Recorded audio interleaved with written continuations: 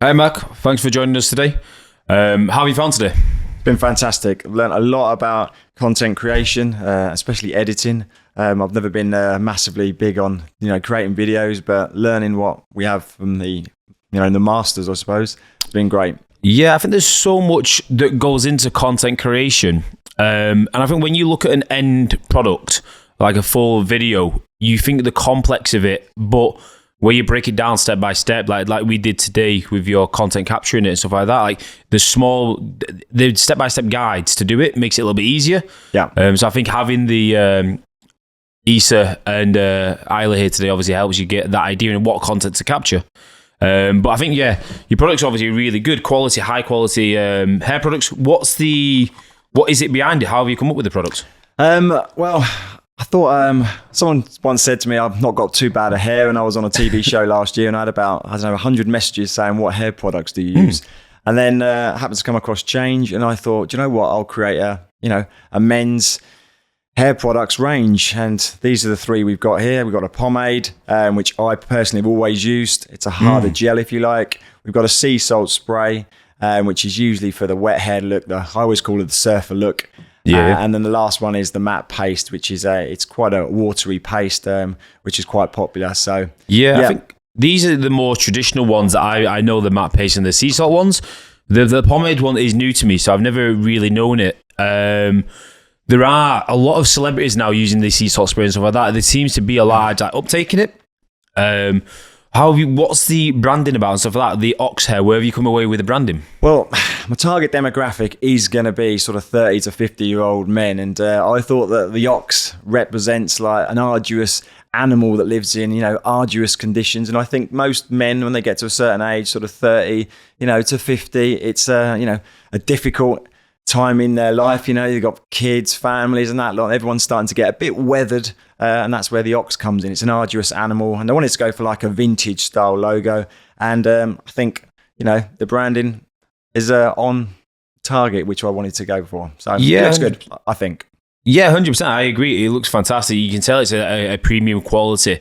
And I think it fits really well. The origin of the story where you've come obviously with the ox and stuff like that. A lot of people just kind of like, think, the image looks nice and stuff like that. But I like how you kind of like built a brand around the idea of what an ox stands for and brought it in. Then obviously with the traditional products and stuff like that, they are more known for. Within the process of obviously building the brand, what's been one of the most difficult? Is it like the product sourcing? What's been like one of the difficult points that you find struggled with? I think the most difficult one is actually trying to take my own personal sort of preferences over things. It's quite difficult because I think, well, I like that, but is someone else going to like that? And I think that's hard in anything. But I always think if you like something, there's going to be someone else out there in the world that's going to like it as well. So that was probably the hardest thing, trying to take my own sort of personal opinions of what the product should be. But also sourcing it hasn't been too difficult from abroad. And then, Change members have reached out to me and said, look, we can get, sort of the things you need to pass EU law and UK law to use cosmetics on people. But the Change team have just been fantastic, and they've helped me out with contacts, and it's just been passed through in a couple of weeks to get all the products tested and suitable for market.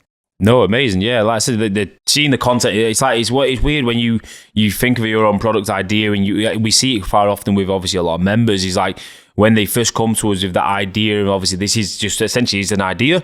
But then today's been a really like eye-opening product, like, where everyone's brought a product, everyone has their own branded product and stuff like that. And you kind of like everything like is in front of you.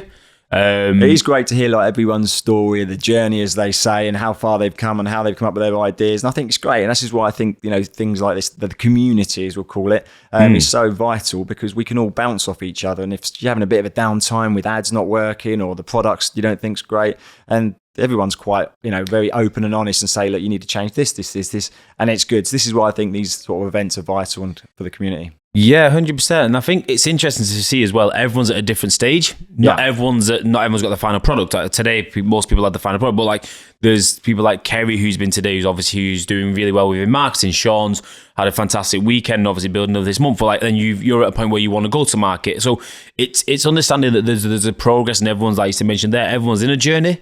And I think it can be, if you, without change, and this is what I've always found, is like the journey can be lonely. Agree. Because you're not in a point where you can go and reference a lot of people. You can't just message people. You've not got groups. You've not got an expert to follow. So it can be a little bit lonely. But like I said, this is you come to these events, or you can speak to people online within the community that we have.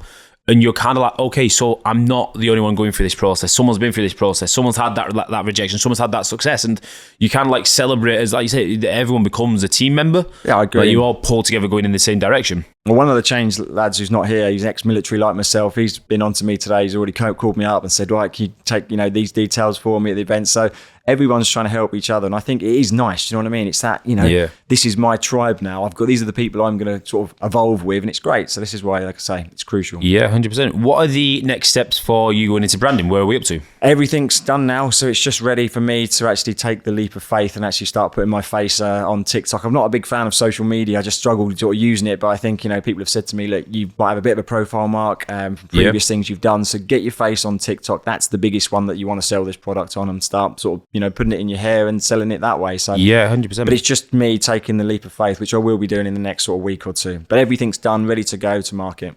Yeah, amazing. I think the process for yourself would be to use TikTok and Instagram, the reels of, before we take it to market in terms of a paid media and Facebook, Instagram and Google, maybe using the platforms that are free organically to see which is going to be the response with your content creation, with the audience responding the best to it. And then you can take that level of engagement or that style of video into a paid media format as well. Right. So it's like I said, it's using that level of testing where it's just free to your own advantage, building that bit more of a persona around the brand. And then develop it in the future. But it's definitely something exciting and something for us to continue looking at. And it'd be interesting in 6 months when we come back to it and see where we're at and what stage you're at. Because again, you'll be one of the people further down the line. Yeah. Well, I chose this product because I thought it's an inexpensive product, and with the organic traffic, it's an impulse buy. Someone quickly sees it and goes, well, it's not going to break the bank, so I'll go for that. If it was sort of over £100, then people sort of maybe question it. They're not, impulse buys aren't as more popular, if you like. But whereas anything under sort of £10-15, there's a good chance that these will start shifting. I hope. Yeah, 100%. I have 100% traffic. faith, and I'll obviously be helping you with doing the market. So I believe in my own abilities. Yeah, good stuff. But no, yeah, it's been a massive pleasure of you joining us today. Super excited about obviously where the future lies for you within this brand, within your future products.